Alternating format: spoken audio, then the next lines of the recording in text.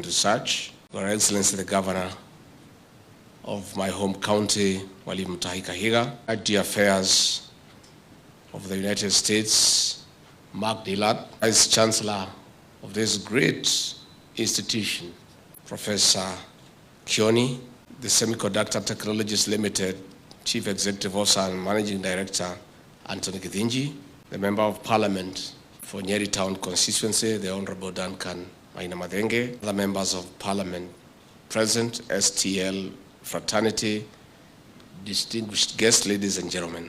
I'm excited to preside over the launch of the Albaran, a product of the Semiconductor Technologies Limited, here at the prestigious Dedan Kimathi University of Technology.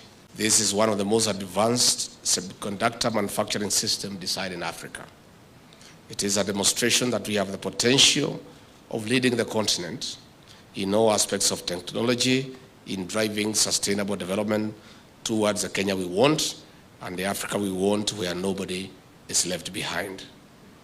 I'm particularly delighted that this milestone is achieved in Nyeri, my motherland, where I was born and brought up.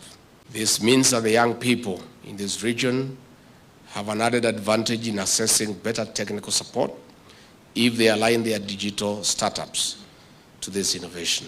Ladies and gentlemen, I allow the partnership between the Dedan Kimathi University of Technology and the STL in realizing this milestone. It is a testament that if we need to achieve our Vision 2030 and sustainable development as guided by Agenda 2030 of the United Nations, partnership is a must. I'm particularly excited that STL settled on Dedan Kimathi University of Technology, focused on solution-driven innovations. Theory education alone cannot help us emerge as a lead in digital economy in Africa.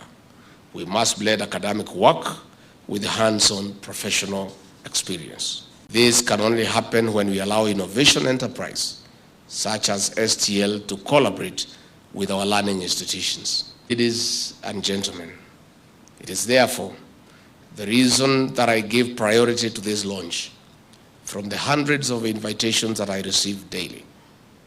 Because anywhere that people, any program that creates jobs is a priority for President William Ruto and I.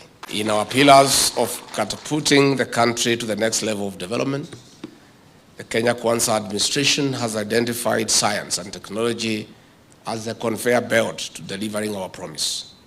Demand-led innovation in manufacturing is at the heart of the Ruto administration. That is why today it is important as we launch a system that responds to the demands of the market. And indeed, the semiconductor sector is one of the most crucial components of the digital industry. Almost every electronic device we have today is built on semiconductors, from smartphones, fridges, cars, laptops, among others, rely on chips. This is because we have seen the potential of this sector in dealing with one of our most urgent challenges of youth unemployment. As a government, we want to harness creativity to generate more and decent jobs for the 5.7 million job-seeking youth so that they can contribute to the delivery of the Kenyan Kwanza plan and build their motherland. On this note, I appreciate the support of STL to the youth in offering 70% of your employment to the people between the ages of 20 to 35 years. His Excellency President William Ruto and I will offer the requisite support to our learning institutions, development partners and friends in creating jobs and other opportunities for the people of Kenya. I also seize this opportunity to thank the United States government for the support and partnership. Ladies and gentlemen, under our plan, we promise to create 100,000 kilometers digital superhighway. To establish and reap the benefits of the fifth industrial revolution, we need the best technology. STL and the Dedan Kimathi University of Technology have shown us that we have all that it takes. Best technology is no longer a trickle down from the developed world. With the manufacturing of semiconductors and other forms of information in Kenya, we have disrupted the status quo with bottom-up flow of technology. We are proving to the world that we are not only consumers, but also producers of top-notch technology. At this point, acknowledge the academic excellence support from STL to the university, especially in science, technology, and mathematics. I commend the STL for training over 150 engineers in chemical, mechanical, electrical, and mechatronics disciplines. Ladies and gentlemen, the skills and ingenuity showcased in this launch of the Olboran semiconductor is a kicker towards making Kenya an exporter of technology in the region and globally. In return, this will build the reputation of our nation as a leader in solution-driven innovation, attracting more foreign investment, especially by tech giants, into the digital economy. With such efforts, I can already see the Silicon Savannah across the bridge. For this reason, I encourage STL to upscale manufacturing of the semiconductor system, silicon wafer processing, nanotechnology, materials, among others. As we also grow in technology, digital threats linger. This calls for strong cybersecurity infrastructure. Ladies and gentlemen, as we struggle with climate change, drought, food and water shortages, and other forms of challenges, I encourage the STL and Dedan Kimathi University of Technology to work closely with key players, especially in the agricultural value chain, for improved production. As I conclude, I implore STL to accelerate knowledge transfer to other leading institutions in specialized areas of bigger and better reach.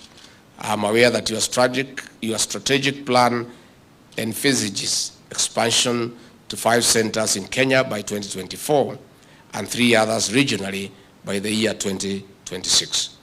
Count us in that plan. With those very many remarks, ladies and gentlemen, I wish you the very best in this venture. Merry Christmas, happy holidays, and a prosperous year 2023. Asanteni sana. Just in conclusion, is to say how excited we are. As we went round the labs, we were so moved when we see our young people, young engineers below the ages of 30 driving this initiative. I want to say our young engineers, congratulations, and I have no doubt that the future of this country is in good hands. We want succession management by handing over this country, its systems, the infrastructure, the creativity, the innovation to our young population. That is our resource as a country, our young people. And what I have seen here today, I'm a very happy man, a very proud Kenyan, a proud parent to see vibrant young people doing great things and taking the center stage in the technological transformation of our great country. I really want to encourage you. My only observation is that the boy child doesn't look to be in the center of the whole of this transformation. No, my wife, Pastor Dorcas, is passionate about the boy child. So STL, I'll report you to her so that she can come around here and try to create some affirmative action in favor of the boy child. No, the boy child, I want to say this great institution. Professor Kioni, we want to salute you for your leadership. You've done a very wonderful job. You know, I listen to these people from the big schools. You know, they always look for an opportunity in their speech to let us know where they went to school. Especially the ones from Alliance, they are very notorious. The Honorable Kimani Ichung'wa, our leader of majority, does not let us have tea. He keeps on reminding us that he was at the Alliance. So I saw your CEO in a very clever manner circumvent his speech to let us know that he was at the Alliance. And our CS ICT was not left behind.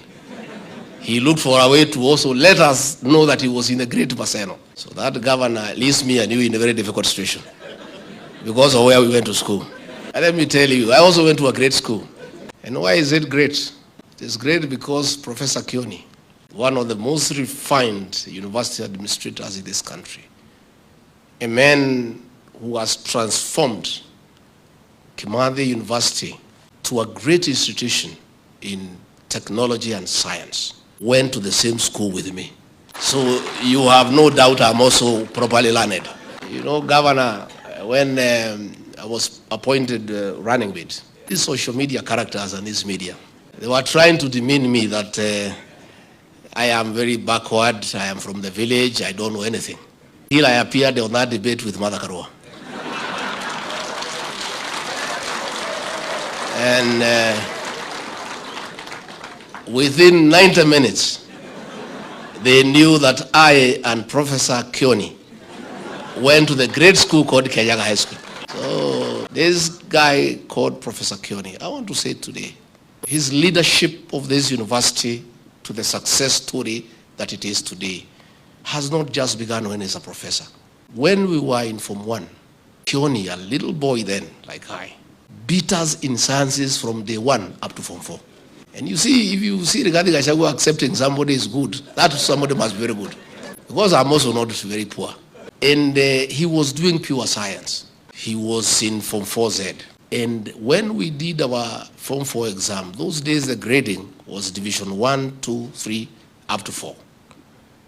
And Division 1 was from 6 points to 23. Professor Kioni had a distinction 1 in every subject, 9 of them, so he had 6 points. So he is not in this university by accident. And the success story that we see today, it's not something he has just started. He was a focused scientist from the days he was a young boy. And I want to say, when his tour of duty comes to an end here, the government of the Republic of Kenya will deploy him appropriately to develop another great institution. And I also want to say this, Kimathi University is very dear to me. I come from here. It is named after Field Marshal Dedan Kimathi, the hero of our liberation struggle.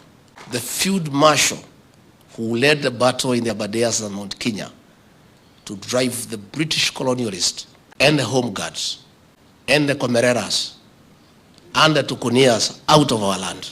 My parents were in the forest under Dedan Kimathi.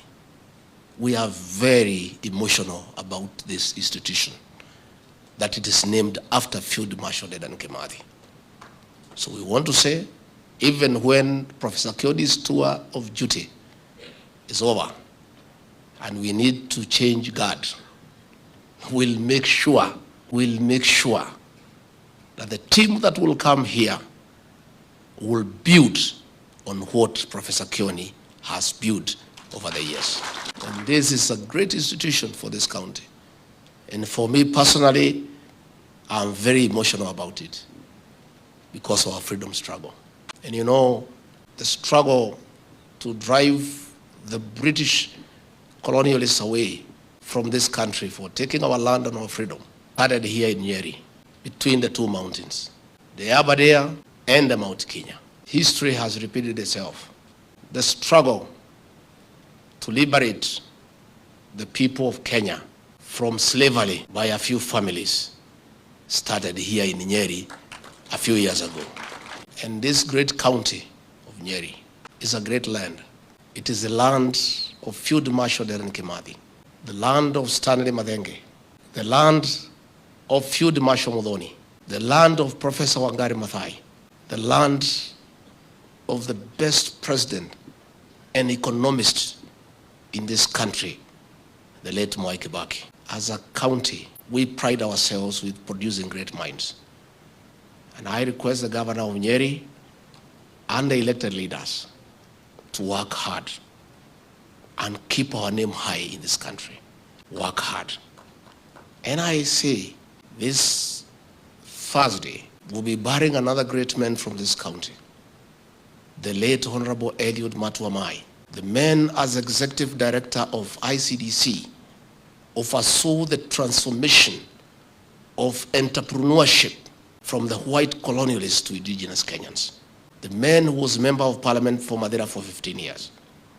And most importantly, he'll be remembered for turning around a dead KCC into a vibrant new KCC.